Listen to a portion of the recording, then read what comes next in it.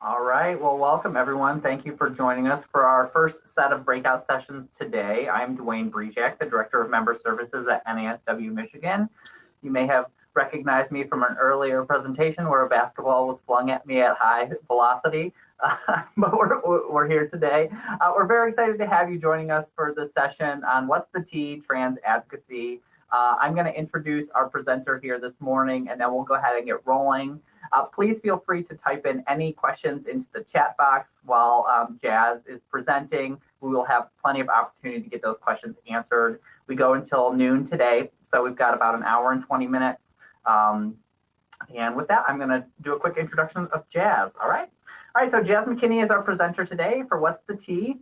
Jazz is a Black and Indigenous Ojibwe and Cherokee Two-Spirit individual that currently lives in Grand Rapids, Michigan. And Jazz has a couple of new titles that maybe you will mention to the group once I finished here today. They received their master's degree in counseling psychology from Western Michigan University and their bachelor's degree in psychology and women and gender studies from Grand Valley State University. Jazz has been involved in the mental health field for over 7 years and racial justice and advocacy and activism in the 2S LGBTQ+ community for over 15 years. Committing themselves to highlighting the importance of education, awareness, and involvement to create change. They are passionate about working to decolonize gender roles and identifies, as well as discussing the impact that harmful gender binaries can cause within our communities. We're very excited and honored to have Jazz with us today, and I know we're all going to leave with many more tools in our toolkits to go back to our clients and our communities with. So with that, I am going to turn it over to Jazz. Awesome, thank you. As Dwayne mentioned, I do have a so I just officially started anyway my own consulting business, Paradigm Shifts. So I'm the co-owner of that, as well as I also took on an interim director position for the Grand Rapids Pride Center, which is our local LGBTQ community center. That has happened all in the last month, pretty much.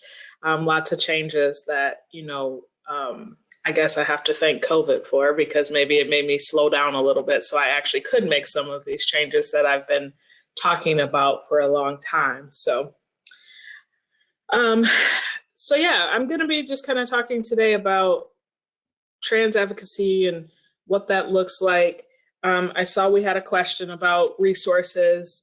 My hope is that I am able to give you some resources, but I knew that since this was going to be a statewide presentation, I don't have a ton of specific resources or local resources, but hopefully more to, be able to get you on the right track and get you started. So, yeah, so my objectives is hopefully just to give you some knowledge around 2S LGBTQ+ terminology, specifically TGNC folk, why it's important to know that, understanding microaggressions, oppression, how TGNC folk experience that.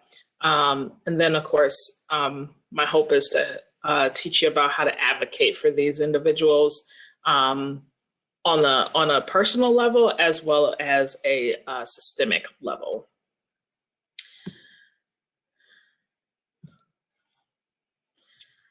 All right, so I wanted to start with this cute little graphic here. We call this our gingerbread person. I love it because it really helps to have a visual aspect, as well as we're talking about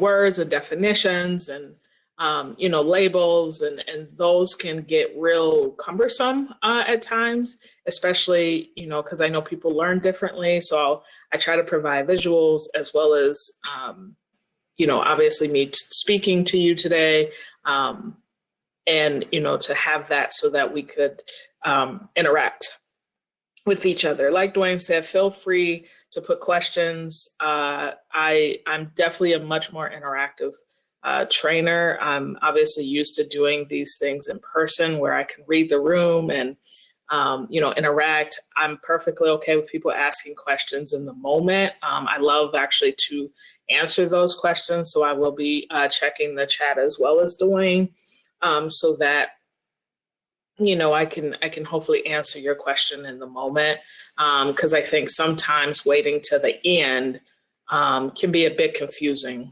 especially because I wanted to start with terminology so that we at least have a common language, so that when I'm talking about different resources and how to advocate for the community, we need to have that common language so you all can even understand what I'm talking about. All right. So when we have our genderbread person up here, it's talking about things like gender identity, gender expression, anatomical sex, sex assigned at birth.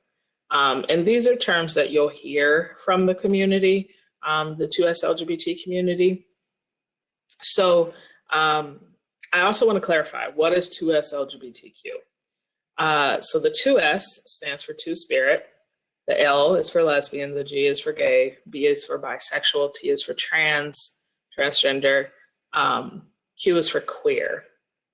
And the plus is because we have a lot of terms in the community, and it would just be a mouthful to have to worry about saying every single little letter that is in the community. Sometimes I jokingly call it our alphabet soup, because there are so many letters involved in this community.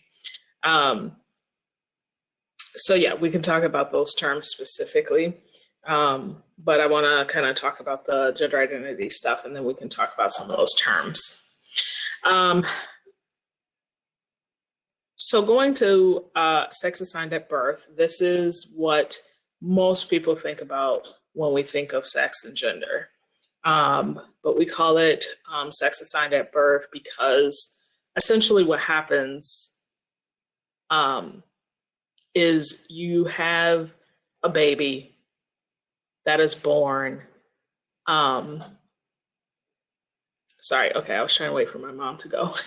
You have a baby that was born, and then you have a doctor that knows nothing about you, nothing about your kid, and the doctor pops the baby out, and what's the first thing the doctor says is, you have a girl or you have a boy, congratulations.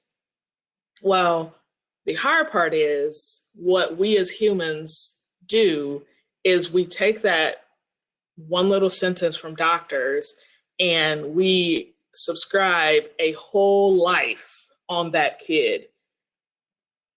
In the moment that kid is born, we already have planned out, okay, I have a girl, so, I can't wait to, walk her down the aisle when she gets married. She's going to be a little princess. She's going to love dresses. She's going to wear pink. She's going to do girly things. And we basically have just described her whole life without any input from that baby. That baby is worried about is, oh my gosh, it's cold out here in the real world. Put me back. That's all the baby is worried about. But we've already given this whole, idea of what this baby is going to be. So when we talk about sex assigned at birth, that's essentially what we're talking about. You can be anatomically female, you can be anatomically male, or you can be anatomically intersex. And intersex, I think the latest research says that intersex has about 32 variations of intersexuality. We actually celebrated Intersex Awareness Day a couple days ago.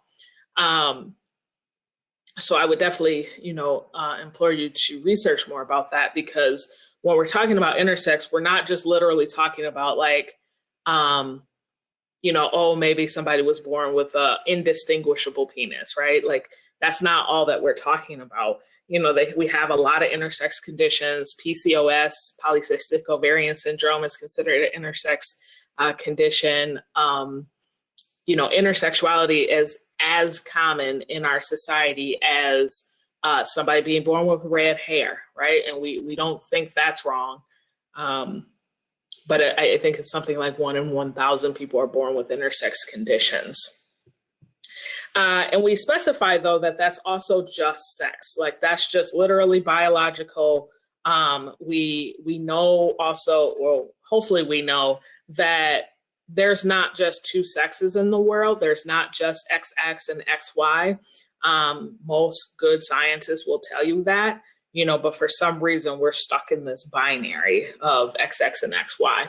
But there's actually things like XO, Turner syndrome. We got XXY, Klinefelter syndrome, and that's already just two variations of our genes that are out there.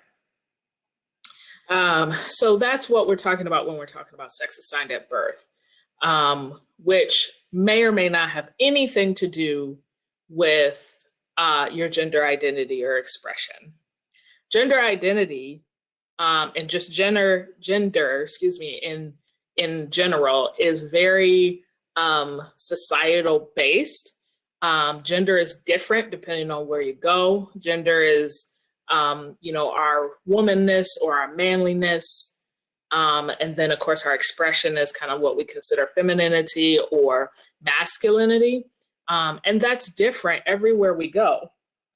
So, here in the US, if we were to see what we would assume to be a male walking down the street in a skirt, some of us may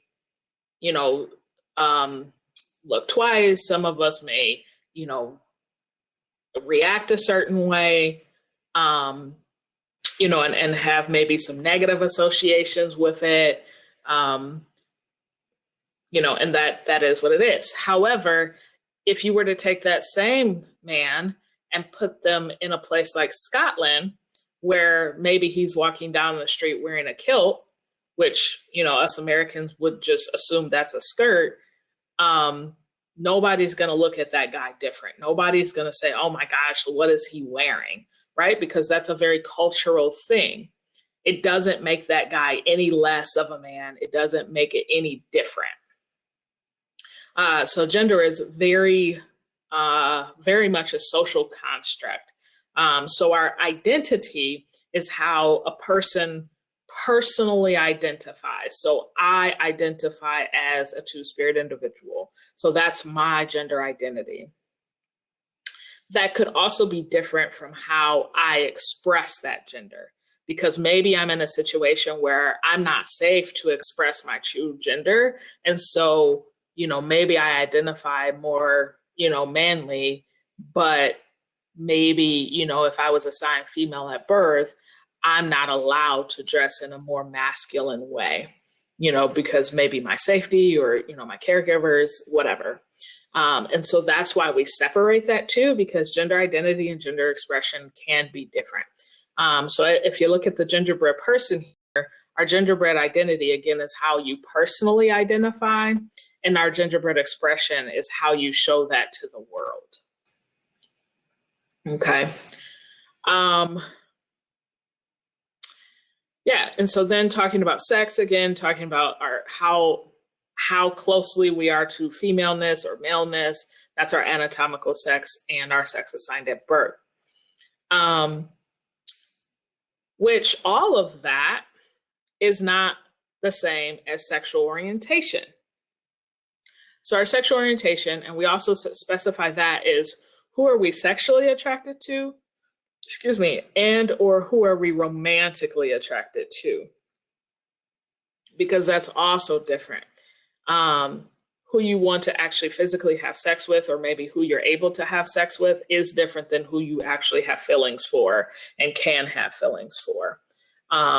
So, that's why that's also separate. So on this sheet here with the genderbread person, essentially, it's kind of breaking down how these things relate to a person. And it's on a continuum. So I could be a person who maybe is, high on the manness scale, but, high on the femininity and my gender expression. I might be anatomically, I might be a female, assigned female at birth, and then, which again has nothing to do with, I might be sexually attracted to women or feminine folk, but romantically attracted to, men or masculine folk. So that's where we have terms like going back up to the B and the 2S LGBTQ is you can have somebody that's bisexual and or pansexual. Pansexual is being attracted more so to the person and not necessarily their sex or, their perceived sex. A lot of pansexual people will say hearts, not parts. So they're attracted to a person's heart and not necessarily what, they have in their pants. And I think as a society, we're way too concerned about what other people have in their pants and how we treat them. So I want to challenge us all to, think about that, because also in this community, LGBTQ plus people are very sexualized by the community, because when you hear arguments against LGBT people, usually it's something to do with sexuality, and I don't want my kids to see that. What do you like? How can you even have sex with another person that's the same as you? It's very sexualized. Like, it's not based off of who we are as people and our personalities. It's very sexual. I agree, Oliver. I absolutely think it's weird to only think about, somebody's genitals and who they're having sex with. But unfortunately, that's how the LGBT people are classified. Any questions about terminology? Oh, 2S. I want to go back to that. So two-spirit is someone who may identify in the LGBTQ plus population, but it has to be from a Native background, and there's a spirituality piece to that. So two-spirit folk has been around before colonization. It was not a negative thing in most Native communities. It was thought of almost as it was almost a gift to be considered two-spirit, because a two-spirit person is thought to have a good balance of both the masculine and the feminine energy. And again, it's energy based. It's spirituality based. And absolutely, thank you, Melanie. It's not the only culture that has more than two genders, for sure. It's a lot of cultures that has more than more than two genders. But then unfortunately, when colonization hits, colonization made that to be more negative. And so particularly with some Native communities, they started to hide their two-spirit folk to protect them, because when they were colonized and were invaded by the European settlers would, kill them. So they started to hide the two-spirit folk. And unfortunately, what happened is because they started to hide the two-spirit folk, the successive generations then did not know that two-spirit people existed. And so now what we see in the Native community is kind of that colonized mindset that there's only two genders and that anything outside of that is to be seen as negative.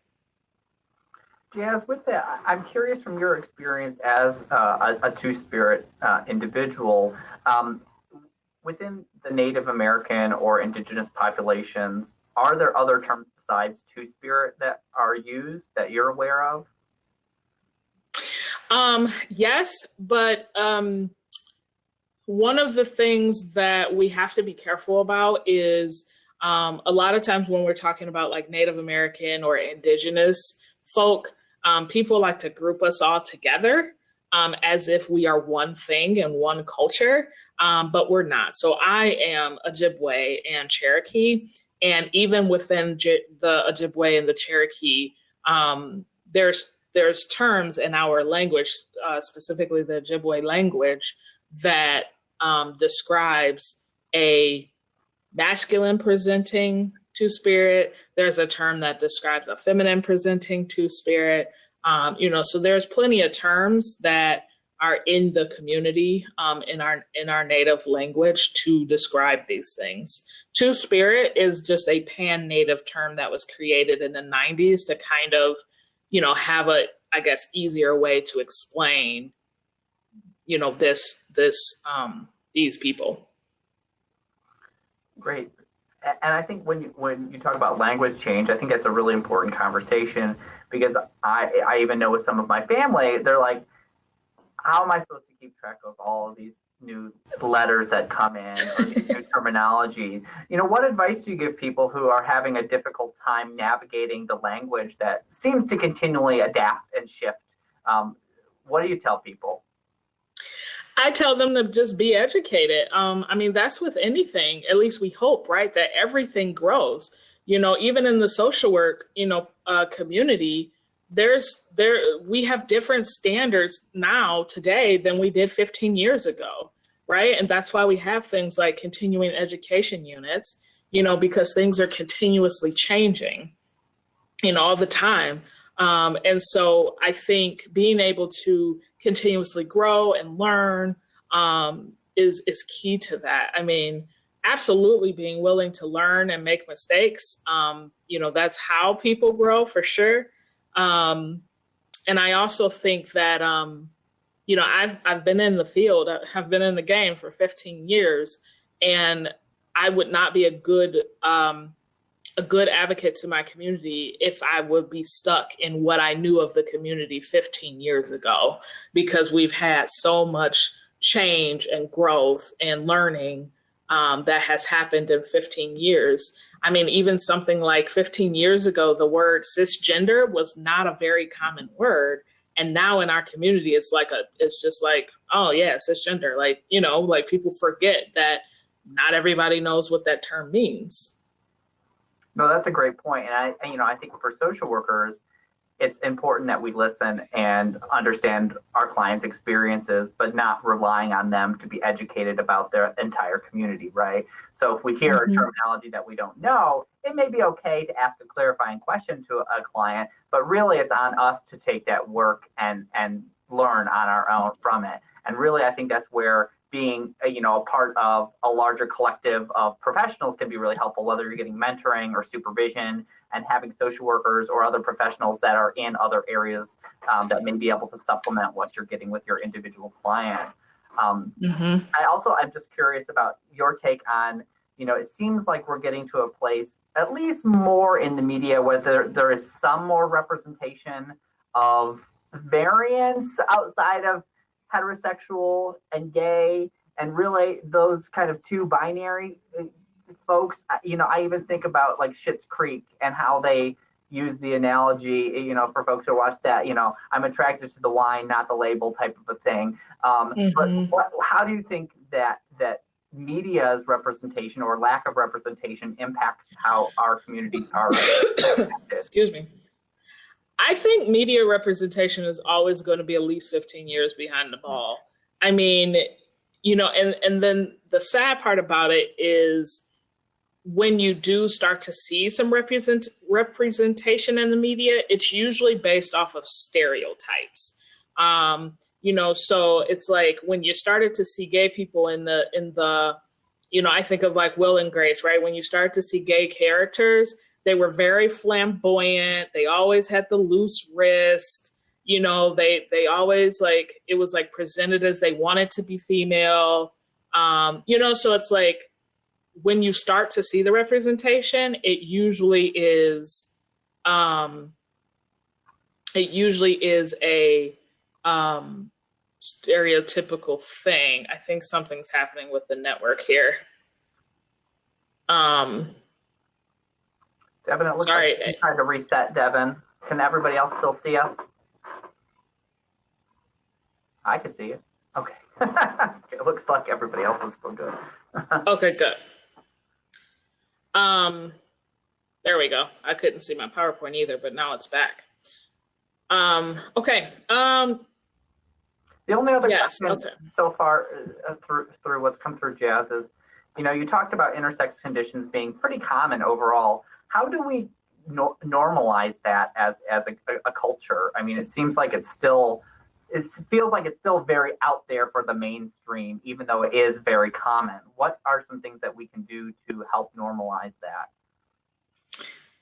Again, I mean, it's almost like a cycle, right? Because representation helps to make things more normal and normalized. But again, it needs to be, what's really out there. So I think getting to know actual people part of the community and not what we think the community is, and being able to have that and letting us have a voice.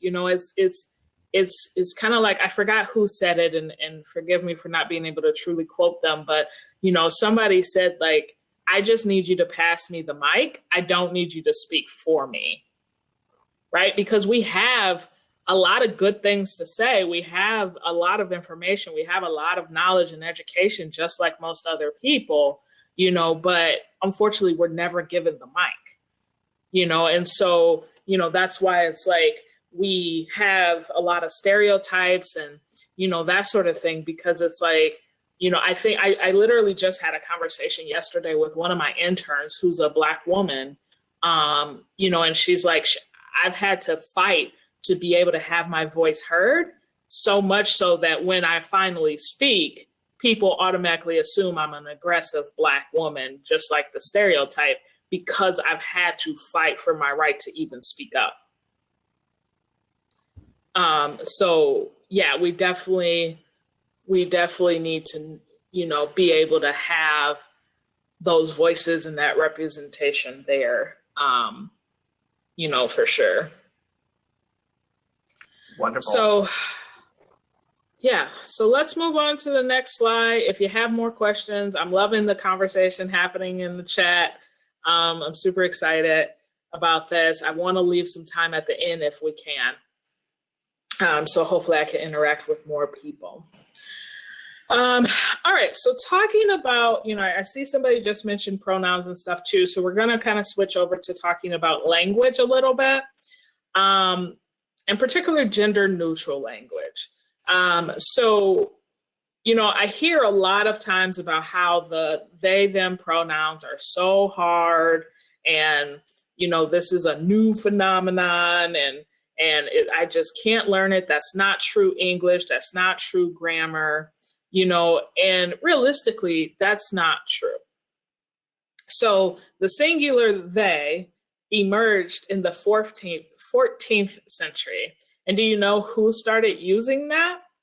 Shakespeare, right? And so to me, if Shakespeare is supposedly our standard, I guess, for the English language, and Shakespeare is so good, and Shakespeare's in every high school and classroom, and everybody has to read Shakespeare.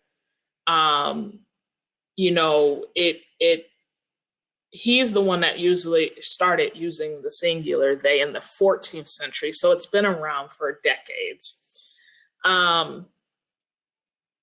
But the second half of the 20th century, people started to express more widespread concern of how we use sexist language, but also male-orientated language. Our language uses a lot of different ways to subtly have us oppress women in the most microscopic ways. So things like the word mandate. So it has the word man in it, which is the authority to give orders or someone with the authority. So again, the opposite of mandate, of course, is to not have authority, which means women, of course, don't have authority. Manners, the proper way to behave. So everything is based off of how men react, and then we go off of there. Mend, to fix something. And my personal favorite, mentality, the ability to form intelligent and coherent thoughts. Because if you think about some stereotypes in society, what's one of the stereotypes about women? Is that women are very emotional, they're not able to form coherent thoughts, You can't trust them in big decisions. That was one of the biggest critiques when Hillary Clinton was running for president was, how is she going to respond in a very dangerous situation, because she's a woman, she's going to put her emotions into it, which lets you know how our society feels about women, right? But, and even in the U.S. Declaration of Independence, right, it states that all men are created equal. And whenever you think about, when people talk about this, it's, oh, well, of course women are included in that. But it's like, no, it literally says all men are created equal. And even then we know that's not true, because if you're a Black man, you definitely are not equal to a white man in our society. So our gender neutral language is now becoming more commonly used now for non-binary individuals. Yes, hysteria, hysterectomy. Exactly. That's a good one. Thank you, Elizabeth. So, our language is definitely made to oppress anybody who's not the standard, if you will. Yeah. So I see somebody brought up microaggressions. So we're going to talk a little bit about that as well. So microaggressions, based off of Dr. D.W. Sue, are brief and commonplace daily verbal, behavioral, or environmental indignities, whether intentional or unintentional, that communicate hostile, derogatory, and or negative slights and insults towards people who have been historically marginalized. So we got the micro inequities, which the ways in which individuals are singled out or overlooked or ignored, otherwise discounted based on unchangeable characteristics such as their race or their gender. It generally takes the form of a gesture, a different type of language, treatment, bias, even tone of voice can be seen as a microaggression. And a lot of times microaggressions are unconscious. People don't realize they're actually using a microaggression. So we have three main types of microaggressions. So we have micro insult. We have micro insult. So verbal and nonverbal communications that subtly convey rudeness and insensitivity as well as demeaning a person. These are often the unconscious behaviors. So I have a couple examples on here. Maybe asking a lesbian couple, who's the man in the relationship? Again, as if two women can't be in a relationship. Or you're really pretty for a dark-skinned girl. Again, saying that dark-skinned women aren't pretty.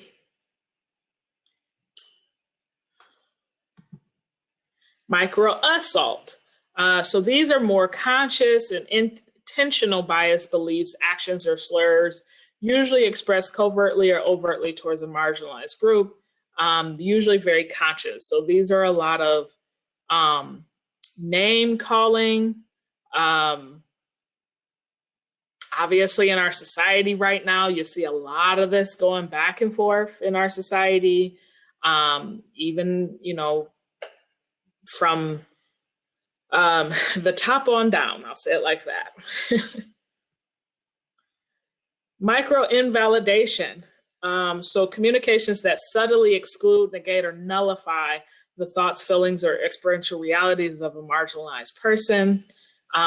These are often unconscious. So, maybe somebody who is queer or bisexual, if they're in a quote unquote heterosexual looking relationship, their bisexuality is invalidated. Or obviously a trans person, calling a trans person she, if that's not their pronouns. Yeah. So I know this is a little tiny, I apologize for that, but I just wanted to kind of put it on almost like a pie chart. Well, not a pie chart, a chart. So you can kind of see what this means. So, you know, you got microaggressions at the top. You got the three main microaggressions. So the insult, assault, and invalidation, which then also goes down to environmental microaggressions. So more at the micro level. So this is the systemic racism and the systemic problems. And then you have kind of just a different type. So, you know, maybe feeling like a second-class citizen, maybe assumption of criminal status based on their race. Color blindness is a huge one. You know, for some reason in the 90s and even, you know, some of the 2000s, particularly white folks thought that saying, I don't see color, you know, I'm colorblind, I don't see color, where actually that's an insult, right? Because I see my color every day. I cannot not wake up and be Black and Native. It just doesn't happen for me. And so to have somebody, of course, in efforts of them trying to prove that they're not racist, are actually kind of proving that they don't understand that, no, I want you to see my color and I want you to understand how my color affects me every day.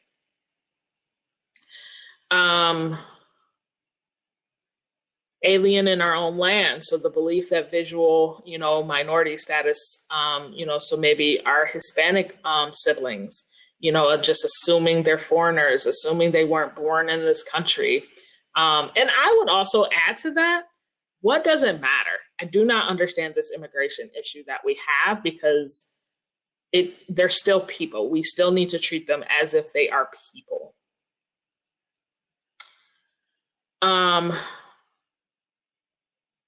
Yes, bisexual individuals kind of being isolated because they're not straight enough or gay enough.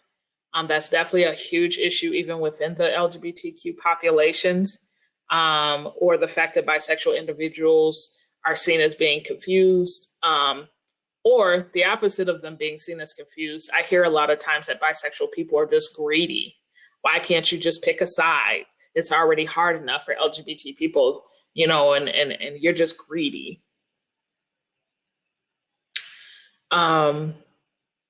Yeah, that one really gets me.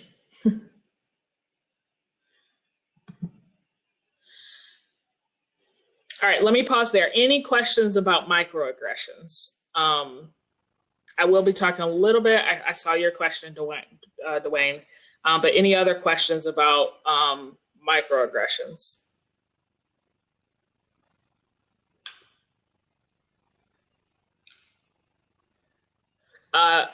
Absolutely. Thank you for that question, Jennifer.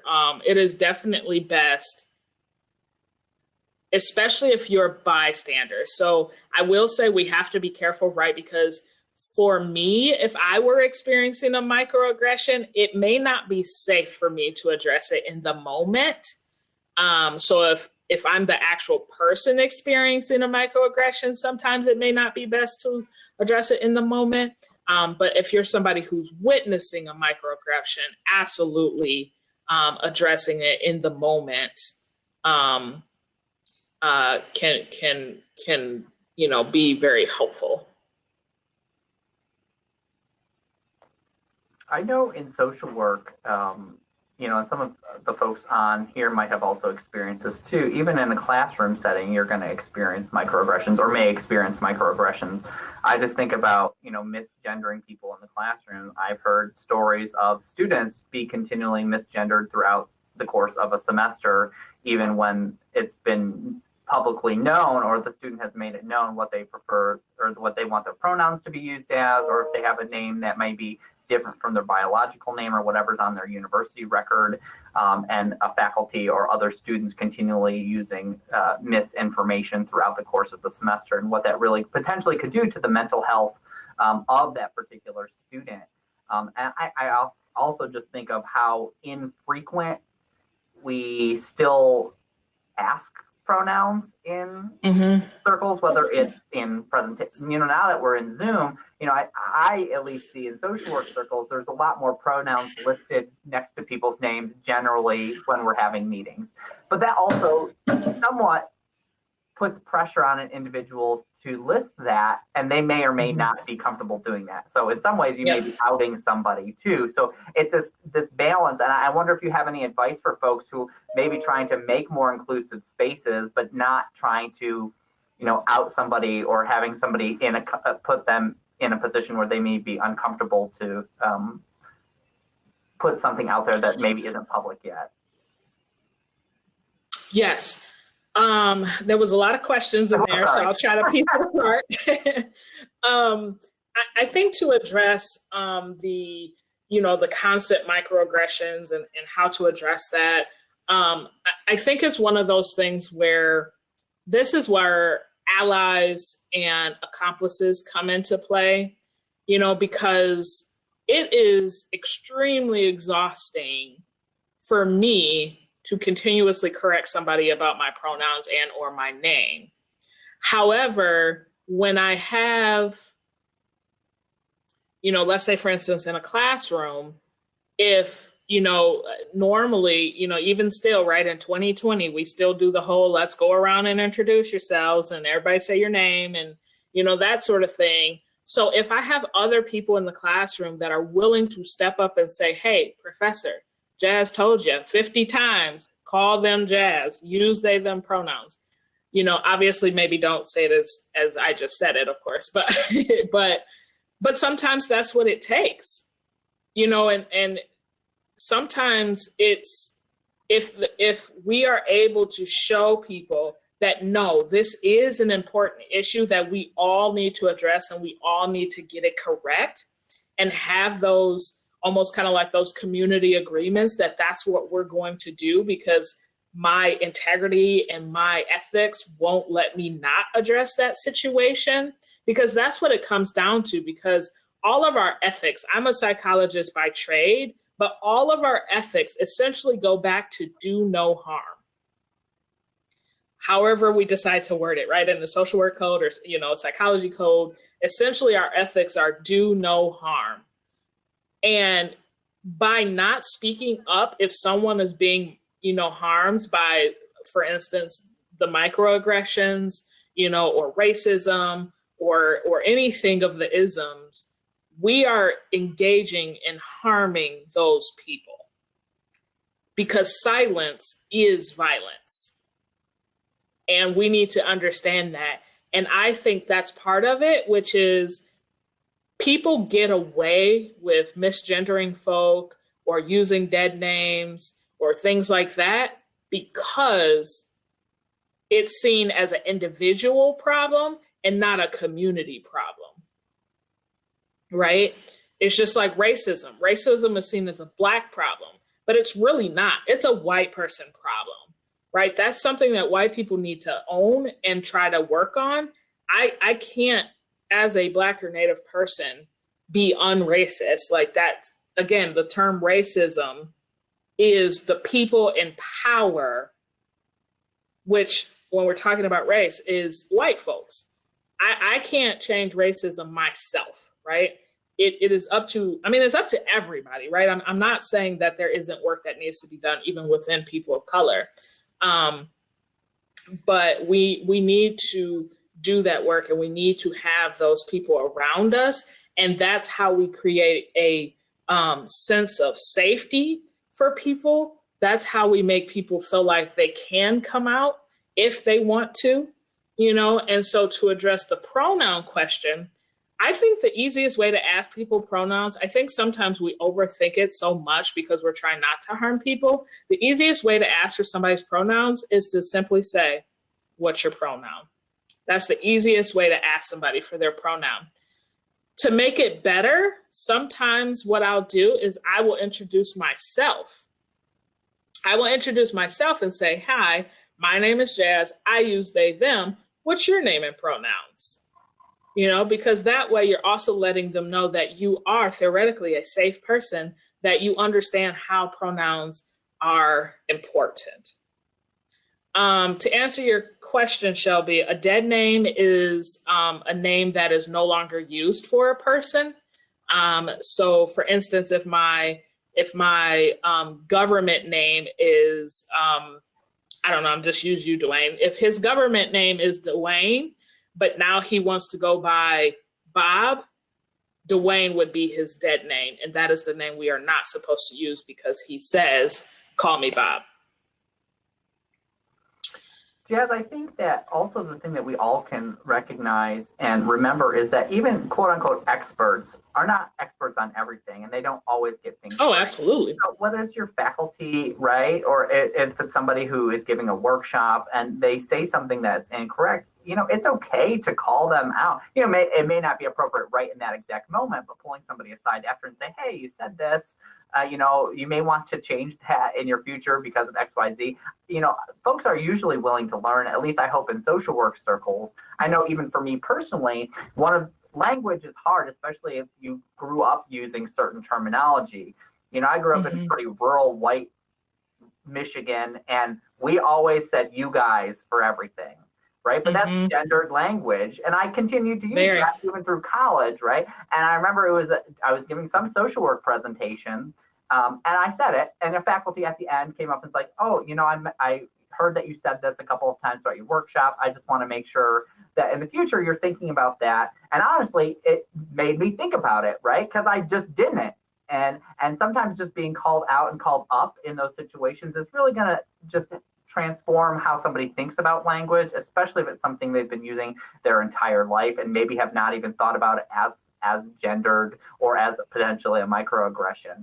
And so, I hope folks will come away from this, just like you said earlier, sometimes introducing yourself is the best way to start. And that may make a whole room comfortable. Absolutely. I think that, and I love this conversation happening in the chat over there. And I appreciate you, Devin, for your vulnerability. I just want to say that. But yeah, I think absolutely that just being able to just continuously learn. I mean, I can't stress that enough, that particularly for when we're talking about the service field, so social work or anything like that, we have to always be willing to continuously learn and also realize people are individuals, because some people may not be offended by you guys, right? But the thing is, by trying to change our language and say things like y'all, I see that's what's kind of going on in the chat right now, saying y'all. I say folks a lot, just to try to find gender neutral language is what I'm trying to portray. Because here's the issue. I'm not necessarily worried about the people that are very vocal.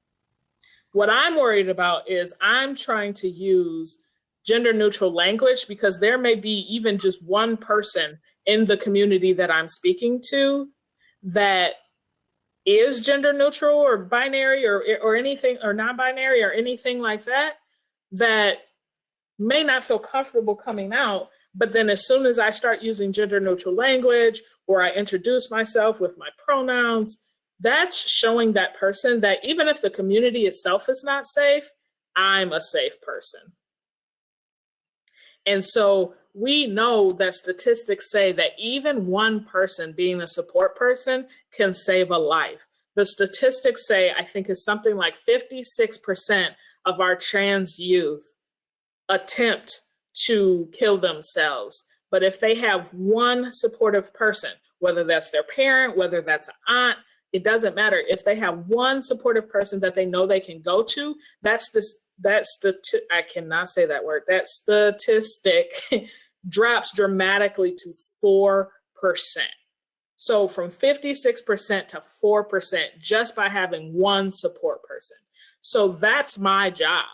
I want the world to know that I can be that one support person because I want that to go down. I want it to go down to 0, right? So if all I have to do to show people that I'm going to be there for them is to introduce myself with my pronouns and to use gender neutral language, then that's what that's what I'm going to do. Sorry, I'm getting passionate. All right, let me stop. There was a question in there that I want to go back to. Sorry.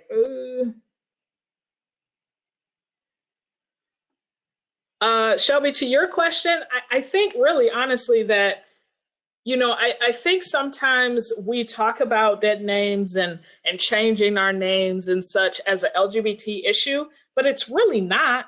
People use different names all the time.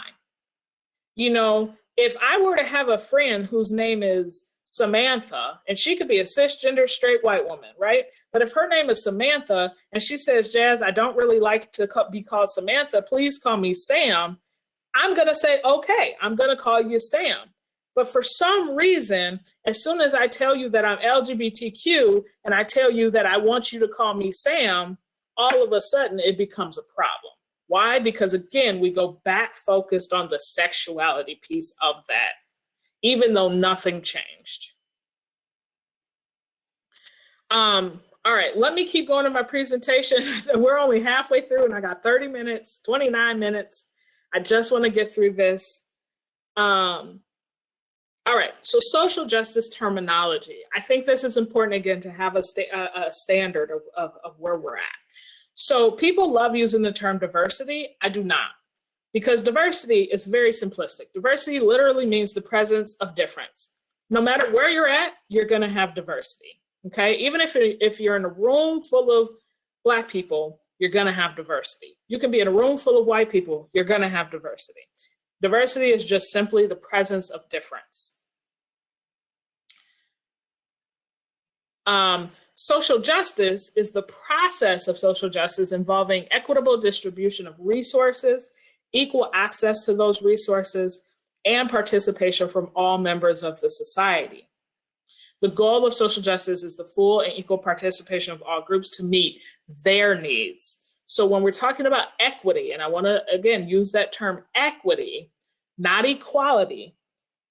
When we're talking about equity, you have to give a person what they need and not what everybody needs, right? And so I'm sure all of you have seen that graphic of the people standing up at the baseball field and, that sort of thing. And equity is basically giving everybody the same box. And then you still have a person that can't see over the baseball fence. Where is he?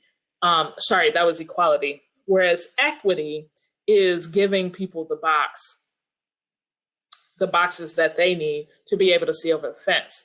The issue is that still doesn't account for the systemic problem that's in that, which is, why is there a fence there in the first place? Why is there a fence there in the first place? And so justice is trying to remove the fence so that you don't even have to worry about getting these people boxes to make it so that they're, equitable. Again, we kind of talked about identity. The dominant identity, of course, is people who experience privilege. Subordinate identities experience oppression. Privilege is any unearned, unasked for, often invisible benefits and advantages only readily available to agent groups. So anything can have a sort of privilege. And we have to understand that everybody has some privileges and everybody has some way that they may be oppressed, okay? So I have to also understand that I'm Black, yes, so that may be something that I'm oppressed for, but I have a master's degree. I know that for a lot of my folks, they don't have master's degrees. So I have to understand that I'm very privileged in the fact that I am a Black and Native person from an urban city that has a master's degree. Sorry, I lost my PowerPoint. There we go. So oppression is just a combination of that. Privilege plus power equals oppression. So the types of oppression we have individual oppression. So these are kind of those attitudes, behaviors, and beliefs that kind of maintain and perpetuate our oppression. So, people with disabilities can't work, or telling homophobic jokes, etc. Institutional oppression, so like the media that we talked about, education, health services, government. These are the systems that help to perpetuate oppression through laws, practices, policies, and norms. You know, with everything happening right now, you know, everybody in the LGBTQ community is very worried about the recent confirmation of the new Supreme Court judge, because it could take away our rights to marry. That's an institutional oppression, you know, public schools being segregated. And I honestly think the schools are more segregated now than they were even in the 50s. Does anybody have a question? Kimberly Rivas, I think. Do you have a question? I just want to make sure I'm not missing anybody.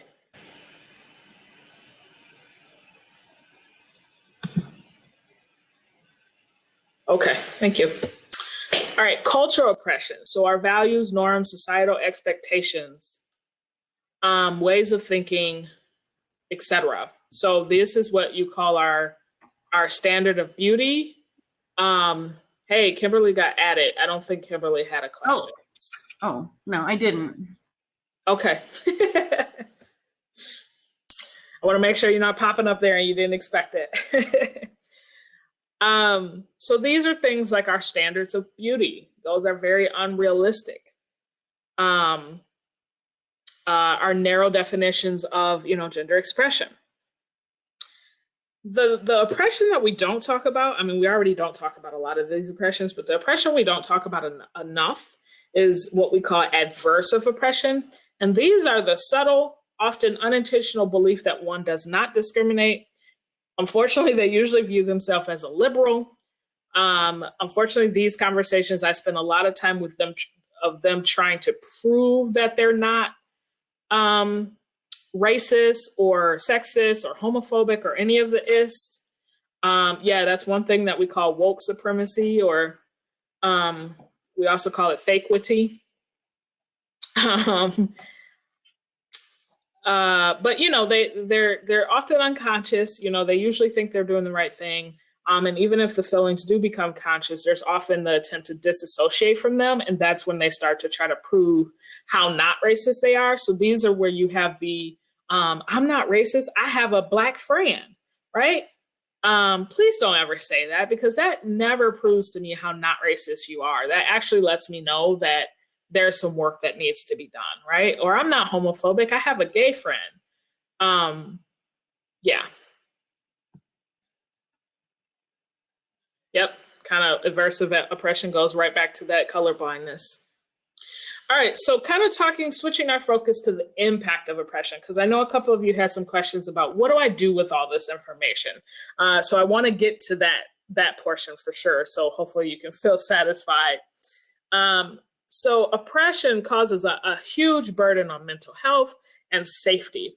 We have a term called minority stress, which that's kind of the official definition, but essentially what minority stress is the more minority statuses you have, the more you're probably being oppressed and the more impact it's going to have on your mental health and your personal safety.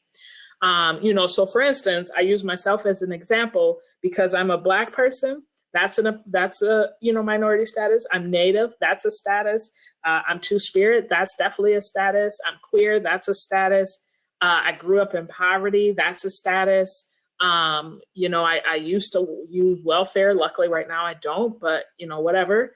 That's a status. You know, all of these things could be used to add to that and having those levels of oppression.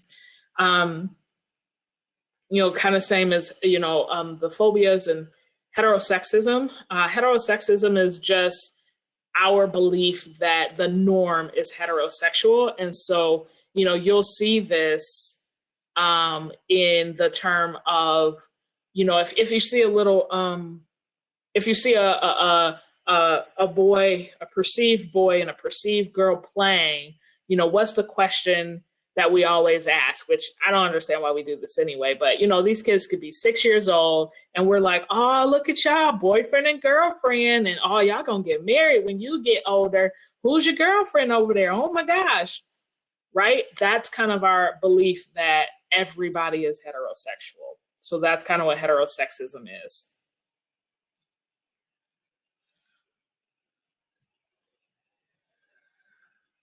So the reason for these negative effects could be lack of support and helping resources. Obviously, there's not a ton of resources out there for, people of minority statuses. And even if they are, they, especially if we're talking about the rural community, there might not be places that are open to working with, 2-3 people, of minority status. Distress from internalized homophobia, because a lot of people grow up learning that homophobia is wrong. I'm sorry, somebody's knocking on my door here. So also stress from, hey, it's okay. It's okay. Sorry, I'm trying to stop my dog from barking. Hold on once, I'm sorry.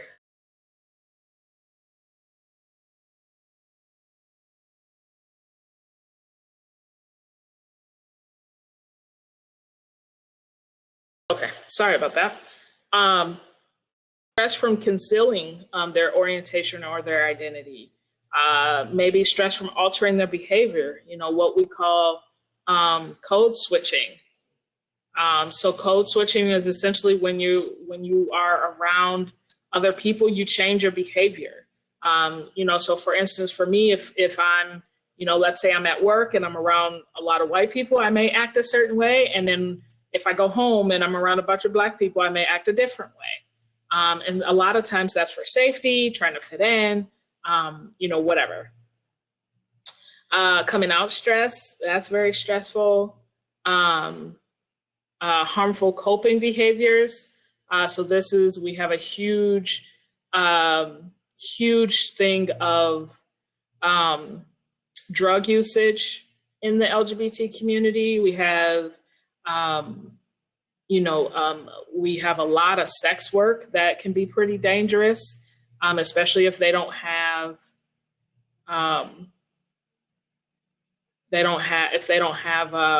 support, etc. So, and then of course things like sleep disturbance, depression, isolation, low self-esteem, that all can have a negative impact on people.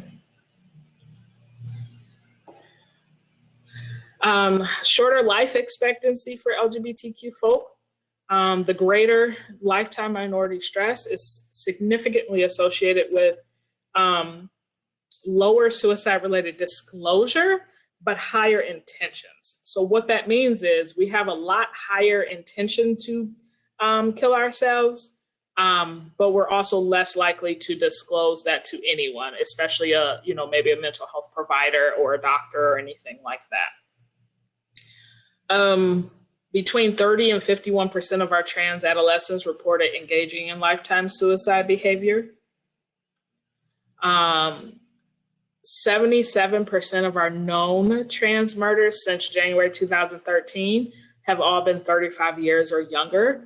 And I do want to clarify that because there's almost a misconception in our society that people have translated that to mean that trans folk, particularly trans women of color, only live to 35 years old. And that's not true. It's just saying that of the trans murders, 77% of them are 35 years or younger. And then this very distressing fact, since January 2013 up until December 2019, we've had at least 162 murders of trans and gender non-conforming folk. And 80% of those murders, again, these are known murders in the United States, 80% of those murders are trans women of color, with 71 being specifically Black trans women of color. So again, that talks about the minority stress, right? Because not only are they Black, but they're also trans, they're also women. And so, unfortunately, they're targeted because of that. And this year, we've already surpassed last year, and we're already at 33 murders so far this year. with 2 of those deaths being due to police brutality, specifically about, the protests and things that's been happening across the country. So these are the things we need to know for our trans folks. So to answer some of you all's questions, how can you help? Microaggressions specifically. Yes, Sue, the research shows that a lot of times it is because of the situations they're in. So a lot of trans women of color specifically do a lot of sex work. So very dangerous work, again, particularly if they're not protected in their community. A lot of it also is what we call rage rape or rage murder, which is maybe their sexual partner at the time didn't know they were trans, or even if they did. Again, trans is also something like for lack of a better term, a commodity. Everybody wants to taste it, but then once they do, that homophobia and that transphobia kicks in, and then they murder the trans person so that nobody knows that they just had sex with them. So there's a lot that kind of goes, yeah, exactly. So there's a lot that kind of goes into why trans folk are targeted and murdered. Yeah, exactly what Devin, what they said about trans panic, or we also still have gay panic laws as well. Yep, the gay panic defense. Thanks.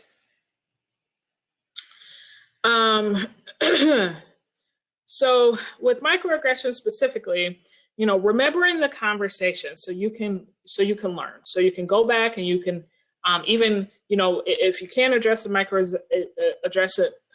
microaggression in the moment, remembering the conversation so that you can go research and kind of figure out how that was a microaggression and what you can do to be better with that.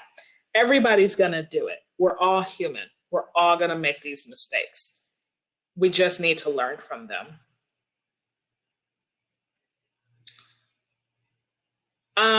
Emily, I did address it a little bit about the pronouns, but I think, again, that we need to not be scared to talk about pronouns, because the thing about it is most people that use pronouns that are maybe not the quote unquote norm are used to trying to use the norm pronouns to fit in. So if they're not ready to come out, they're just going to use the pronouns that you already think that they go by to protect themselves. All right, so managing your feelings of defensiveness, and I also do think this is recorded. Managing your feelings of defensiveness and being open to hearing difficult feedback, listening intently to what happened and what you said, reflect on what you heard, take responsibility. Again, I can't stress this enough. Do not try to prove how much of a blank you are not. Don't try to tell me you got a Black friend and that way, that one Black friend told you could say the N-word, so you think you can use it with everybody. You cannot. I will tell you that now. Share how you can make it different. Follow up with people. And most importantly, understand that intent does not equal impact. Absolutely. Intent does not equal impact. So just because you didn't intend to offend somebody or to hurt somebody's feeling does not mean that you didn't. So don't dismiss it as, that wasn't that big a deal, or, it'll be fine, or, they need to just suck it up.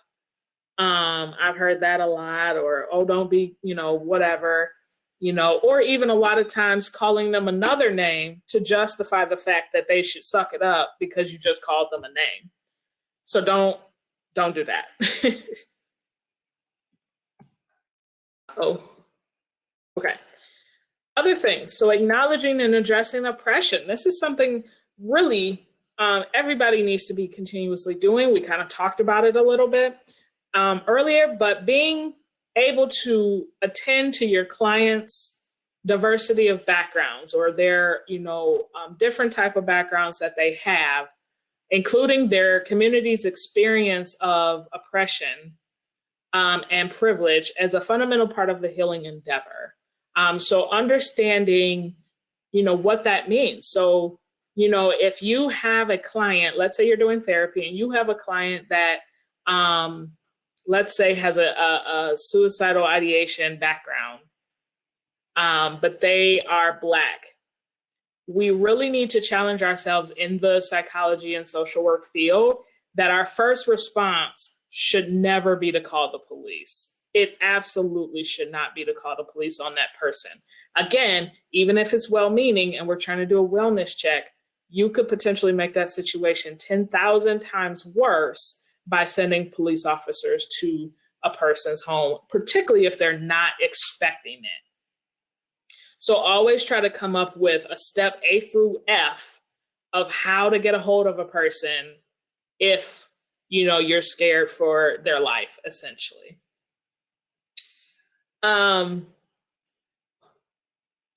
Acknowledge and offer support when a client discloses experiences of discrimination and harassment. Definitely acknowledge that. Make the invisible visible. Again, don't always rely on the person who's experiencing the oppression to always be the one to speak up. So we talked about that earlier about if you know a professor is misgendering a person in class, don't wait for that person to always be the one to speak up. When interacting directly with clients, if you're not sure the meaning of a term a client used, please ask. Don't assume. It's okay to ask.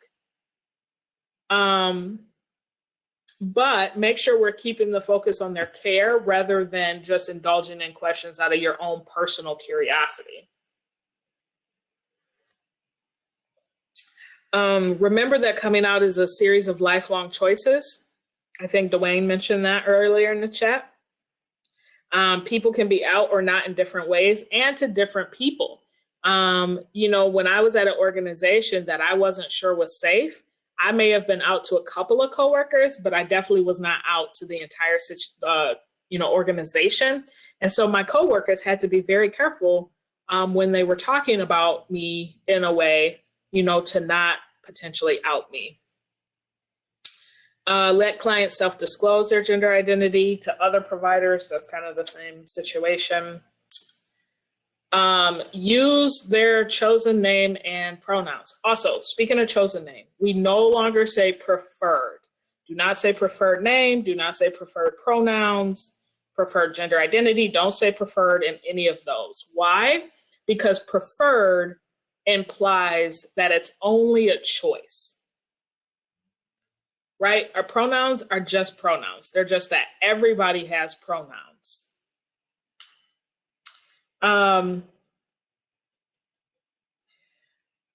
So yeah, according to this study, that peers who could not use their chosen name in any context versus young folks who could experienced 71% less symptoms of depression, 34% decrease in thoughts of suicide, and 65% decrease in suicidal attempts.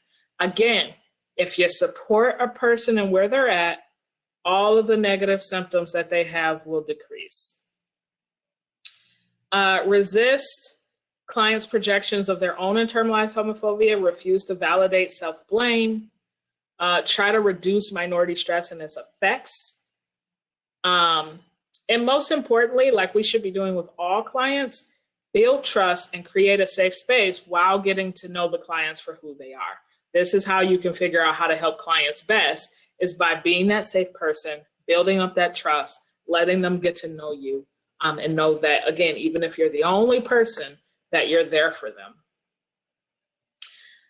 On your own time, this is most important. Be aware of your own bias. We all have them. We all have them. We all have stereotypes. We all have negative attitudes about certain things, certain people, but work on that continuously and take care that every step of your interaction with a client is very client-centered, it's affirmative, and based on the needs of that client. We already talked about the continuous education, and to also add to the resources that Dwayne put out there, I love this website, Practice with Pronouns. It's an amazing website that has all the pronouns on there, and it takes you through grammatically and helps you practice with sentences, etc. That's the way you get best at pronouns, is practicing them, and not practicing on your clients, but practicing them in every other day. Any questions? I just have my references up there, which I'm sure you don't want to look at, but. Jazz, one question that I have for you, and it's a little bit different from what we've been talking about, but related. As the mental health professional yourself, what are some things or tips that you have used or that you found helpful if you have experienced homophobia or transphobia with a client?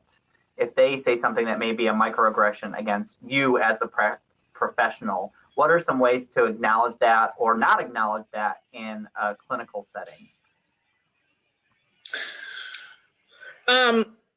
My headphones just died, so I think I heard what you were asking.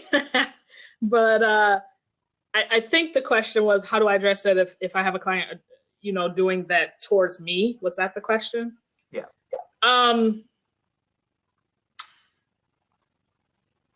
Again, it depends on the moment, right? Because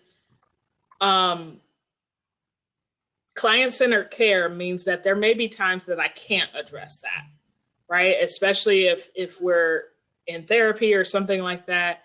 Now, I do, again, when I meet a client, I try to introduce myself. I kind of talk about who I am and the pronouns that I might use. But depending on the situation, I don't address it because I am weighing whether or not me stopping them in the middle of therapy to correct them for maybe misgendering me will be actually helpful to their growth, right? Because that's on me to make sure that I'm working on myself enough that things like that don't bother me. When we're talking about transference and countertransference and things like that, that's my thing to deal with. I'm also a big believer in that therapists need to go to freaking therapy, right? Like, why tell other people to go to therapy if we're not willing to go ourselves? So that might be something that I talk about in therapy, of just like, how do I make sure that I'm focused on the client and not on me? Because I used to also work with abusers and domestic violence and sex offenders. And there were times that I really just didn't feel safe to correct them about my pronouns when they're telling me about how they want to kill their wife. Like, I just don't think that was the appropriate time to do that.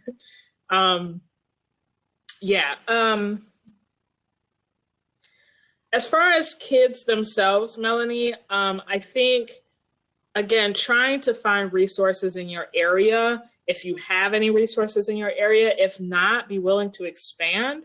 For instance, here, again, I know I'm in Grand Rapids, but our Pride Center, we have virtual support groups going on right now, kind of due to the pandemic, of course, but because they're virtual, though, we've been able to expand our reach a little bit. So we do actually have a trans support group. So if you would like, depending on where you're located and of course, how you feel, certainly reach out to me afterwards and I can get you hooked up to our trans youth support group. But trying to find any sort of resource you have in your community, trying to find if you have a local, LGBTQ resource center around, or, sometimes universities will have some sort of contacts with people, even if it's not a center themselves, trying to find, maybe a good therapist that's LGBTQ inclusive or anything like that. I would also say, again, trying to find support for their age group. Sometimes just being around other kids their age group that's dealing with some of the same issues can really help them feel like they're not supportive or not their family is. They still need people around their age to not feel so isolated and to understand their age stuff, right? Because there are things that we're just not going to understand as the generation above them. And it makes me feel every day I try to go into our youth groups sometimes, and they're talking about all sorts of stuff that I'm like, yeah, okay, cool. If you like it, I love it. But I don't know what you're talking about. Jazz, I think that's kind of a good place to kind of wrap up. I know we're at our time for today, but I do want to just echo what you were saying there. I think one of the positives that's come out of the pandemic is this expanded telemental health, right? And I think for some folks, especially young people, we're seeing that they are thriving in that sort of environment because they don't want to come into some stranger's office. They would much prefer to be on their bed or be at their desk or whatever, where they can talk a little bit more freely. And so we have seen in some areas that this has been really good for young folks. And I highly recommend for all folks on the line, one of the best things that we can all do as mental health professionals is widen our network in our own field. So who do you know in social work or counseling or in psychology that may be an expert in certain areas? So when you need that referral or when you don't have the expertise, you have somebody you can call for some peer mentoring or supervision or therapy, whatever it may be, or some combination of all of the above, right? But we are at 12:01, so I do want to be careful with everybody's time. Jazz, I want to thank you so much for being here. This was fantastic. I want to thank everyone for being so open in the chat box. This was really wonderful. Our next session doesn't start until 12:30, but during that time, feel free to grab lunch on your own. We also have the speed networking open. So if you want to just go meet some new folks, feel free to pop over to that and you'll get 3-minute rounds with some new social workers. But we'll go ahead and wrap up here for today. If folks have follow-up questions, please feel free to email me and I can forward that on to Jazz or email Jazz directly. Yeah, my email is info@paradigmshiftsconsulting.com or jazz@grpride.org. And hopefully we can send that out to folks somehow. All right, I'll put that in the chat box too. So thank you, everybody. We will hopefully see you at the speed networking. And again, thank you, Jazz, so much for being here. Thank you. I had a great time.